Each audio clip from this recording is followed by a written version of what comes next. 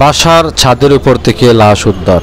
সম্মানিত ভিউয়ার্স, আপনারা দেখছেন ইতিমধ্যে এক যুবকের লাশ উদ্ধার করা হয়েছে একটি বাসার ছাদ থেকে। সেখানে যুবককে লাশ অবস্থায় পাওয়া যায়। এর আগেই সে মৃত্যুবরণ করেছে।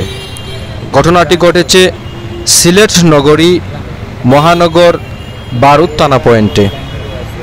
এখানে ইতিমধ্যে পুলিশ এবং ফায়ার সার্ভিসের সদস্য এসেছেন এবং ফায়ার সার্ভিসের কর্মীরা কিন্তু সেই লাশটাকে উদ্ধার করেছেন। সাথে পুলিশও রয়েছে। স্থানীয়দের মতে হচ্ছে যে সম্ভবত বিদ্যুৎ চুরি করতে এসে সেই যুবকের মৃত্যু হয়েছে। বিদ্যুতের কারণেই তার মৃত্যু হয়েছে।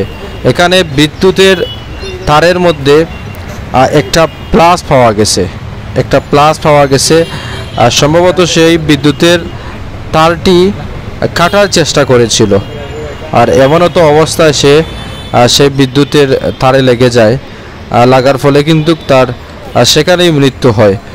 তার কিন্তু এখন পর্যন্ত পরিচয় পাওয়া যায়নি। সেই তথ্য কিন্তু এখন পর্যন্ত তার পাওয়া যায়নি।